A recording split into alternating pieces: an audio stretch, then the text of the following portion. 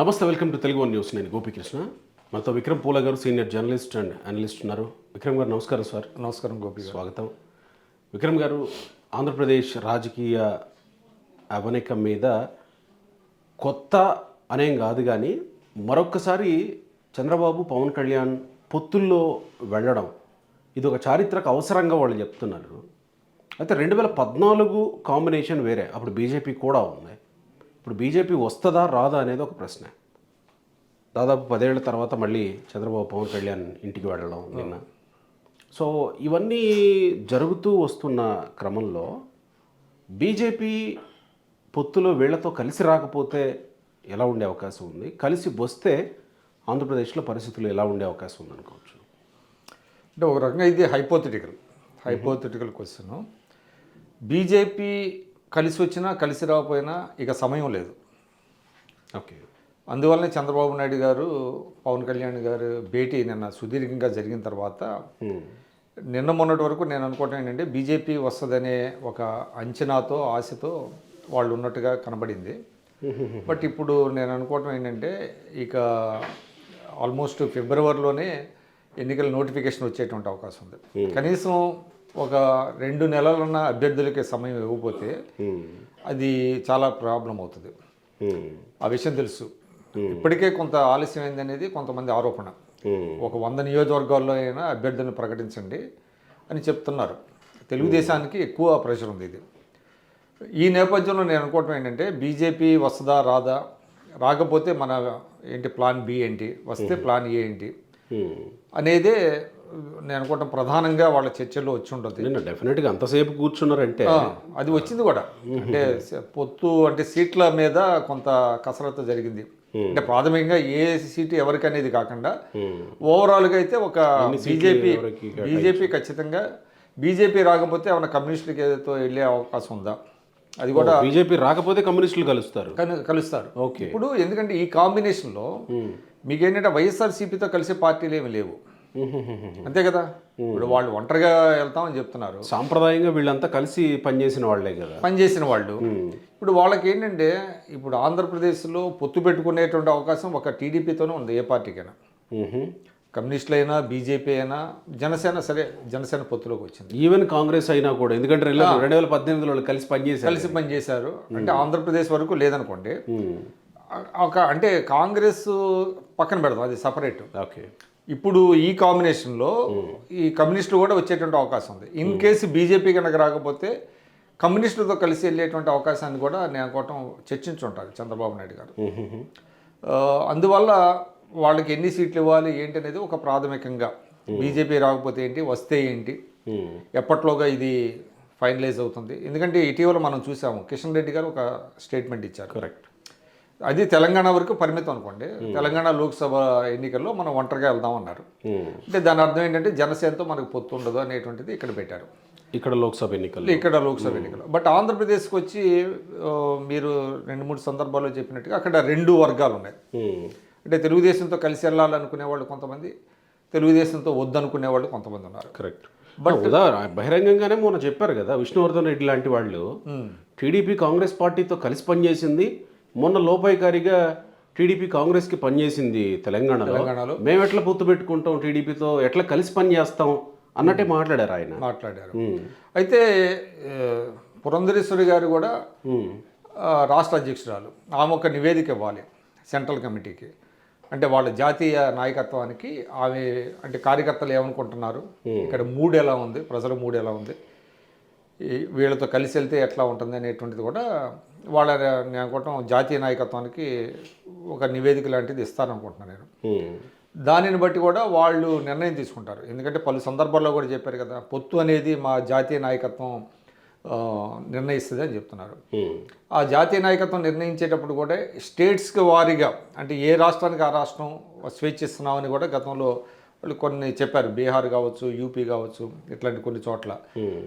ఆ క్రమంలో నేను అనుకోవటం ఏంటంటే ఏమన్నా అక్కడ ఆంధ్రప్రదేశ్ బీజేపీ యొక్క మూడు, అంటే వాళ్ళ యొక్క డిమాండ్స్ని బట్టి పొత్తుకు అంగీకరిస్తారా, లేకపోతే ఇక్కడ ఏంటంటే తెలంగాణలో కాంగ్రెస్కి లోపాయికారిగా తెలుగుదేశం సహకరించింది అనేటువంటి విమర్శల నేపథ్యంలో అసలు టీడీపీని దూరం పెడదామని బీజేపీ అనుకుంటుందా?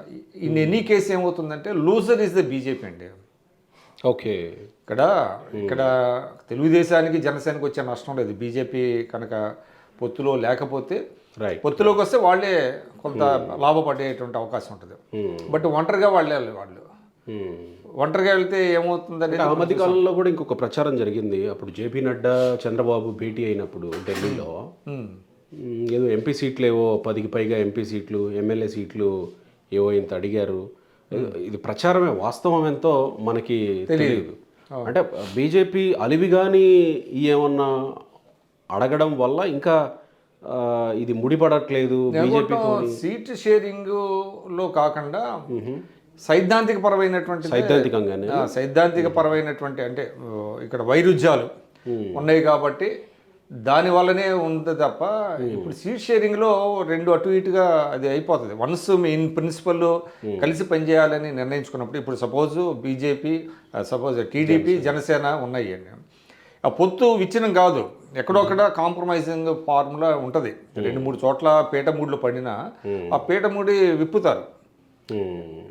బట్ ద థింగ్ ఏంటంటే ఇన్ ప్రిన్సిపల్ అసలు కలిసి పనిచేయాలని ఒక నిర్ణయం వచ్చిన తర్వాత సీట్ షేరింగ్ అనేది పెద్ద ఆబ్స్టికల్ కాదు, అది పెద్ద అవరోధం కాదు. అది అదేలేండి, కొంచెం ఒక మెట్టి వీళ్ళు దిగచ్చు, ఒక మెట్టి వాళ్ళు దిగచ్చు. బట్ వాస్తవిక బలాన్ని ఆధారం చేసుకొని చేస్తారు. బట్ ఒకటైతే లోక్సభ సీట్లు ఎక్కువ అడిగేటువంటి అవకాశం బీజేపీకి ఉంటుంది ఇన్ కేసు వస్తే. బట్ నేను అనేది ఏంటంటే, నా పాయింట్ ఏంటంటే, ఇన్ ఎనీ కేసు లూజర్ ఏంటంటే in either way BJP is the loser అవుతుంది. ఎందుకంటే ఒంటరిగా పోటీ చేస్తే as far as AP is concern. సరే, ఇటీవల వాళ్ళు 3 రాష్ట్రాల్లో ఎన్నికల్లో గెలిచారు, వాళ్ళ మూడు బాగుంది పార్టీలు. నేషనల్ వైడ్గా మోడీ గారు కూడా నేను మళ్ళీ ఇంకోసారి వచ్చేస్తాను, మూడోసారి ప్రధాని నేనే అని ఆయన అంత చెప్తున్నారు. బట్ ఏపీ విషయానికి వచ్చి బీజేపీ కనుక ఈ పొత్తులో కనుక వాళ్ళు భాగస్వామి కాకపోతే వాళ్ళు కొంత సొంత బలాన్ని పెంచుకునేటువంటి అవకాశాన్ని కోల్పోతారు. కొంత జనసేన క్యాడర్లో కొంతమంది ఆ మధ్యకాలంలో పవన్ కళ్యాణ్ బయటకు వచ్చి అనౌన్స్ చేసిన తర్వాత ముఖ్యమంత్రి అయితే పవన్ కళ్యాణ్, ముఖ్యమంత్రి అభ్యర్థి అయితే పవన్ కళ్యాణ్ అంటూ కొంత ప్రొజెక్ట్ చేసుకుంటూ వచ్చారు కదా. సో ఈ మధ్యకాలంలో పవన్ కళ్యాణ్ పెట్టిన మీటింగ్లో ఆయన వ్యక్తిగతంగా తను మాట్లాడినటువంటి వీటన్నిటి ద్వారా కొంత కన్విన్సబుల్గా ముఖ్యమంత్రి అభ్యర్థి నేను కాదు, లేకపోతే మనం అందరం కలిసి చేయాల్సిన పని ఇది అని చెప్పగలిగే స్థాయిలో అవతల క్యాడర్ని కన్విన్స్ చేసుకోగలిగాడని అనుకోవచ్చా? చాలా స్పష్టంగా చెప్పాడు ఆయన. అంటే ఒక మెసేజ్ని చాలా క్లియర్ అండ్ లౌడ్గా చెప్పాడు ఆయన. టీడీపీతో మనం వెళ్తున్నాం, టీడీపీతో పొత్తు ఉంటుంది, మన బలం సీఎం సీటుని క్లెయిమ్ చేసేంత బలం లేదు మనకి కొన్ని పరిమితులు ఉన్నాయి.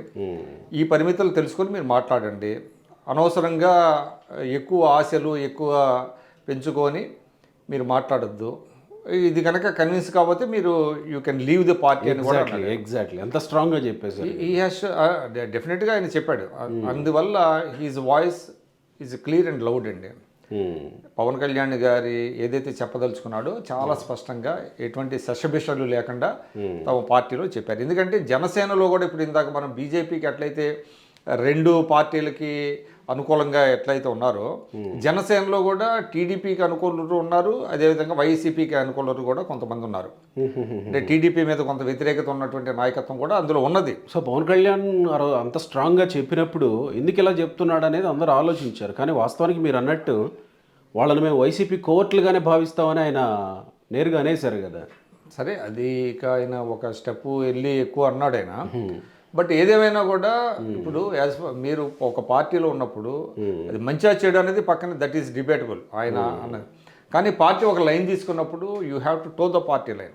అంటే పార్టీ లైన్కి అనుగుణంగా స్టేట్మెంట్స్ ఉండాలి, పనిచేయాలి.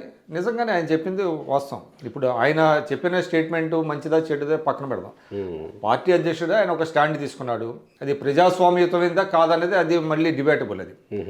బట్ ఆయన ఒక స్టాండ్ తీసుకున్నాడు. ఆ స్టాండ్ ప్రకారం నేను టీడీపీతో కలిసి వెళ్తున్నాము, ముఖ్యమంత్రి పదవి ఇప్పుడులో అటువంటి భ్రమలు పెట్టుకోవద్దు, మనకంత బలం లేదు. ఇక్కడే మోడీ అర్థం చేసుకున్నాడు, మీరు అర్థం చేసుకోకపోతే ఎట్లా అని మాట్లాడాడు. ఇక టీడీపీతో పొత్తన్నాం, మోడీ అర్థం చేసుకున్నాడు, తెలంగాణలో కలిసి పనిచేసాం, ఇక్కడ సొంత క్యాడరే అర్థం చేసుకోకపోతే ఎట్లా అంటే టీడీపీతో పొత్తు పెట్టుకోవడాన్ని మోడీ సమర్థించినట్టు ఏమన్నా అనుకోవాలా, లేకపోతే ఆ, అది కొంత అంబిగ్యూటీ ఉంది ఆయన స్టేట్. ఈ విషయం అర్థం కాల. మోడీ అర్థం చేసుకున్నాడు అని అంటే ఎట్లా అర్థం చేసుకోవాలి? అంటే ఇక్కడ ఎక్కడ అనేది ఆంధ్రాలో తెలుగుదేశంతో పెట్టుకున్న దాని మీద, ఆంధ్రాలో తెలుగుదేశం పార్టీతో మనం వెళుతున్నాం, ఇది స్పష్టం. మోడీ అర్థం చేసుకున్నాడు. అంటే ఈయన పవన్ కళ్యాణ్ గారు నేను జాతీయ నాయకత్వాన్ని, బీజేపీ జాతీయ నాయకత్వాన్ని కన్విన్స్ చేస్తాను అని చెప్పారు. కానీ నాకు తెలిసి ఎక్కడ ఆయన వెళ్ళి కన్విన్స్ చేసినట్టు కనపడలా. మరి వెళ్ళి ఏ పరిస్థితుల వల్ల టీడీపీతో పొత్తు పెట్టుకోవాలి, ఆ ఫోల్డ్లోకి మీరు కూడా రండి, మీరు కూడా మాకు సహకరించండి అని చెప్పినట్టుగా మనకైతే కనపడలా. బట్ మోడీ గారు అర్థం చేసుకున్నారు అనే మాట ఆయన ఎందుకు వాడాడో మనకు తెలియదు. కానీ బట్ మనకు తెలిసి ఈ పొత్తుకి సంబంధించి ఆయన ఢిల్లీ వెళ్ళి బీజేపీ పెద్దలతో ఆయన కన్విన్స్ చేసినట్టుగా మనకి ఎక్కడ వార్తలు అయితే రాలేదు. మరి బట్ నేను అనుకోవటం ఏంటంటే ఒక క్లారియన్ కాల్, అది క్లారియన్ కాల్ అంటాం. అంటే మేమిద్దరం పొత్తు పెట్టుకున్నాం, మీరు ఈ పొత్తులో మీరు వచ్చి మీరు కూడా చేరితే మంచిది, లేకపోతే లేదు అని చంద్రబాబు నాయుడు గారు పవన్ కళ్యాణ్ గారు భేటీ ద్వారా చెప్పినట్టుగా మనం అర్థం చేసుకోవాలి. బీజేపీకి ఒక క్లారియన్ కాల్ అది. అది ఇటు అంటే ద బాల్ ఏంటంటే బీజేపీ కోర్టులో ఉంది. సో ఇంకా సంక్రాంతి తర్వాత ఒక క్లారిటీ వచ్చే అవకాశం ఉంది సీట్ల మీద, వీటి మీద అని ఒక చర్చ రాత్రి బయటకు వచ్చినటువంటి అంశం. అదనల మనోహరే ఆ విషయాన్ని చెప్పారనుకుంటా కదా. సో ఇంకాస్త లేట్ చేస్తే పొత్తు వీళ్ళు ఏ ప్రయోజనాల కోసం అయితే ఆశిస్తున్నారో ఆ ప్రయోజనాలు ఏమన్నా ఇబ్బంది పడే అవకాశం ఉంటుందా ఇంకా లేట్ అవడం వల్ల? ఖచ్చితంగా అవుతుంది. అంటే లేట్ అనేది మంచిది కూడా కాదు. ఇప్పుడు సంక్రాంతి తర్వాత అన్నారు. సంక్రాంతి అంటే ఇప్పుడు ఆల్మోస్ట్ మీకు 1 month 30 days ఉంది. ఇప్పుడు కొంతమంది ఏంటంటే అభ్యర్థులని ఎంపిక చేసిన తర్వాత వాళ్ళకి సీటు వీళ్ళకి అనేది ఖరారైన తర్వాత అక్కడ లోకల్ క్యాడర్తో వాళ్ళు కొంత సమన్వయం చేసుకొని వెళ్ళాలి. ఎందుకంటే ప్రత్యర్థి కూడా అధికారంలో ఉన్నటువంటి వాళ్ళకి ధీటుగా వీళ్ళు కూడా ప్రచారం చేసుకోవాలి. అందువల్ల ఏంటంటే ఒక యాంపుల్ టైం అయినటువంటిది ఇవ్వాలి. తెలుగుదేశానికి మొట్టమొదటి నుంచి ఒక కంప్లైంట్ ఏంటంటే ఆ నాయకులు లేట్ చేస్తారు, చంద్రబాబు నాయుడు గారు బాగా అభ్యర్థుల ఎంపికలో నానుస్తారు.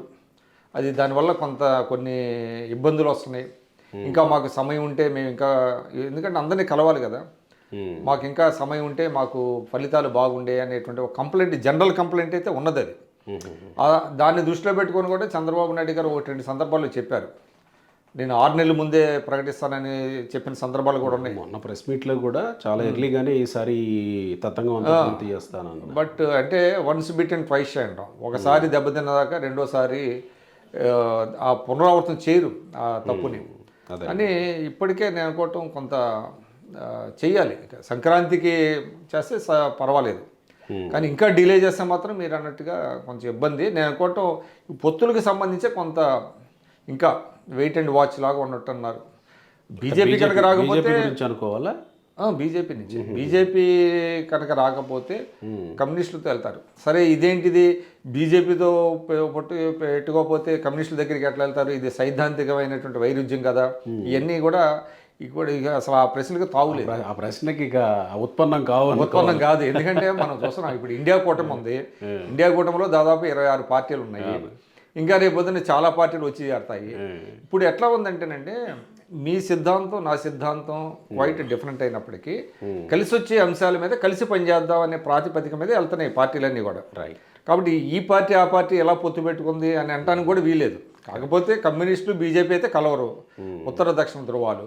బికాజ్ సెంట్రిస్ట్ పార్టీలు ఏంటంటే ఇటైనా లీన్ అవుతారు, ఇటువైపు అయినా లీన్ అవ్వచ్చు. Centrist party TDP centrist party. Congress party ఏమన్నా కలిసి రావడానికి అవకాశాలు ఉన్నాయా?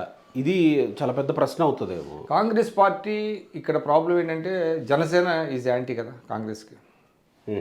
బీజేపీతో వాళ్ళు కలిసి ఉన్నారు కాబట్టి డెఫినెట్గా పవన్ కళ్యాణ్ దానికి సుముఖంగా ఉండరు. నేను అనుకుంటాను చంద్రబాబు నాయుడు గారు కూడా ఉండరు దానికి. అందులో ఆంధ్రప్రదేశ్లో ప్రస్తుతం కాంగ్రెస్ పార్టీ అంత బలంగా కూడా లేదు. బట్ ఏంటంటే ఈసారి పొత్తులు ఎక్కువ, మీకు పోస్ట్ ఎలక్షన్స్ పొత్తులు ఎక్కువ ఉండేటువంటి అవకాశం ఉంటుంది. ఇన్ కేసు హూనోస్ ఇండియా కూటమికి కనుక ఎక్కువ మెజారిటీ వచ్చి కొన్ని సీట్లు కనుక తగ్గితే అప్పుడు ఏపీ నుంచి వాళ్ళు కూడా సపోర్ట్ చేయొచ్చు. ఇటు అయినా సపోర్ట్ చేయొచ్చు, అటైనా సపోర్ట్ చేయొచ్చు. ఓకే. ఇప్పుడు ఎందుకంటే మీకు రాష్ట్ర ప్రయోజనాల కోసం ఆ కూటమికి సపోర్ట్ చేసి రాష్ట్రానికి కొన్ని ప్రయోజనాలు సాధించుకోవడానికి ఇది ఉపయోగపడుతుంది. కాబట్టి ఆప్షన్స్ ఓపెన్గా పెట్టుకుంటారు అనుకుంటున్నాను. ఇక్కడ నిన్న చంద్రబాబు పవన్ కళ్యాణ్ భేటీ అయిన తర్వాత వైసీపీ టార్గెట్ చేసింది, సరే వాళ్ళ భేటీ ఒక పక్క కొనసాగుతుంది, వైసీపీ టార్గెట్ చేసింది మాత్రం నాదెండ్ల మనోహర్ని. నాదెండ్ల మనోహర్ విముక్త జనసేన కోసం పోరాడండి అని చెప్పి అంబటి రాంబాబు ట్వీట్ చేశారు. ఎందుకు ఈయన టార్గెట్ ఎందుకు అవుతున్నట్టు అనుకోవాలి? అంటే ఒక జనరల్ ఫీలింగ్ ఏంటంటే జనసేనలో మొదటి నుంచి కూడా చాలామంది లీడర్లు వెళ్ళిపోయారు. అవును. లీడర్లు ఎందుకు వెళ్ళిపోయారంటే వాళ్ళందరూ కూడా వెళ్ళిపోతా నాదెండ్ల మనోహర్ని కారణం అని చెప్పారు. నాదెండ్ల మనోహర్ ఎవరిని కూడా పార్టీలో ఎదగనివ్వటం లేదు, స్వేచ్ఛనివ్వటం లేదు, ఆయన వ్యవహార శైలి అంత బాలేదు అని చెప్తా వెళ్ళారు. కాబట్టి నాదెండ్ల మనోహర్ని తీసేస్తే అదేదో దీనిలాగా వాళ్ళు వైఎస్ఆర్సీపీ రకరకాలుగా టార్గెట్ చేస్తారు. ఇప్పుడు ఇవన్నీ ఎక్స్టర్నల్ ఫ్యాక్టర్స్ అండి. ఎక్స్టర్నల్ ఫ్యాక్టర్స్ అంటే ఈ విమర్శలు చేసిన వాళ్ళంతా ఈయన వదిలిపెట్టి వెళ్ళిపోయిన వాళ్ళే, కానీ నాదెండ్ల మనోహర్ పోలేదు కదా పవన్ కళ్యాణ్ వదిలిపెట్టి. అదే నాదెండ్ల మనోహర్ వెళ్ళలేదని అంటే బికాజ్ ఆయనకి ఇచ్చే ఇంపార్టెన్స్ ఆయనకి ఇచ్చారు, ఇస్తున్నారు కదా ఇప్పటికీ కూడా నాదెండ్ల మనోహర్కి ఇస్తున్నారు. ఆయన ఎందుకు వెళ్తాడు అంటే వాళ్ళు ఏదో చెప్పారంటే అది పవన్ కళ్యాణ్ గారు యాజ్ ఎ పార్టీ ప్రెసిడెంట్కి ఆయన నిర్ణయం తీసుకోవాలి. ఆయనకి నమ్మకం ఉంది, నాదెండ్ల మనోహర్ బాగా చేస్తున్నాడు, ఆయన కావాలి, ఆయన అనుభవం కావాలి పార్టీకి అని అనుకున్నాడు. అనుకొని అంటే నాదెండ్ల మనోహరే చంద్రబాబుని పవన్ కళ్యాణ్ని కలుపుతున్నాడు, నాదెండ్ల మనోహరే ఇలాంటి దీనికి ప్లాట్ఫామ్ అవుతున్నాడని వైసీపీ ఏమన్నా జనాల్లోకి తీసుకెళ్లే ప్రయత్నం చేస్తుందని అనుకోవాలా? అట్లాగా లేదండి. అది మీకు నాదెండ్ల మనోహర్ గారి పాత్ర చాలా పరిమితం. ఆయన పార్టీలో నేను ఇప్పుడు ఒక ప్రతిపక్షం మీద అలా చేసుకోవడానికి అవకాశం ఉంటుంది కదా వాళ్ళకి. అంటే వైఎస్ఆర్సీపీ రకరకాలుగా మాట్లాడుతుంది కదా. అదే ఇప్పుడు వాళ్ళకి ఒక భయం ఉంది వైఎస్ఆర్సీపీకి, ఎవరన్నా కాదన్నా జనసేన వల్ల కాపుల ఓట్లు ఆ కూటమికి పడతాయి. ఇప్పుడు మనం చూసాం ఇక్కడ తెలంగాణలో ఎంత వరస్ట్గా చాలా చోట్ల పోయినా కూకట్పల్లి లాంటి ప్రాంతంలో దాదాపుగా 39,000 ఓట్లు వచ్చాయి. ఆ 39,000 ఓట్లలో మెజారిటీ ఓట్లు కాపుల ఓట్లు అనేటువంటిది తెలుస్తుంది. అంటే ఇంకా పవన్ కళ్యాణ్ పట్ల కాపులు ఆకర్షితులు అవుతున్నారనేటువంటిది ఎస్టాబ్లిష్ అయినటువంటి ఫ్యాక్ట్. అది వాళ్ళు బయటికి చెప్పుకోలేరు. వాళ్ళు బయటికి చెప్పుకోలేక ఇప్పుడు ఏంటంటే కాపు సామాజిక వర్గంలో నాదెండ్ల మనోహర్ మీద ఒక వ్యతిరేకత పెంచడానికి వైఎస్ఆర్సీపీ కొంత మైండ్ గేమ్ ఆడుతుంది. అందువల్ల ఆయన్ని ఒక బూచిలాగా చూపించే ప్రయత్నం చేస్తున్నారు. ముందుగానే పవన్ కళ్యాణ్ గారిని రకరకాలుగా అంటున్నారు కదా. దాంతోపాటు ఇక అది ఏంటంటే టీడీపీ జనసేన పొత్తు బ్రేక్ అవ్వాలని చూశారు, బ్రేక్ కాలేదు. అది ఇక వాళ్ళు కలిసే వెళ్తారు. కానీ అట్లీస్ట్ ఏంటంటే నాదెండ్ల మనోహర్ గారు ఏదో మీడియేషన్ చేస్తున్నారు చంద్రబాబు గారితో అని ఇట్లాగా రకరకాలుగా వచ్చినాయి. కానీ బట్ ఇప్పుడు పవన్ కళ్యాణ్ గారు చంద్రబాబు నాయుడు గారు 2014లోనే కలిశారు. అప్పటికి నాదెండ్ల మనోహర్ గారు సీన్లో లేడు కదా ఆయన. అందువల్ల వాళ్ళకి మధ్యలో ఇంకొక ఎవరు ఉండాల్సినటువంటి అవసరం ఉంది. కాబట్టి ఏదైనా ఉంటే they SIT across the table and they can discuss the things. మధ్యలో ఈయన మీడియేషన్ అంటే ఆయన కొత్త మిత్రుడు ఏం కాదు కదా చంద్రబాబు గారును పవన్ కళ్యాణ్ గారు. Right sir, thank you.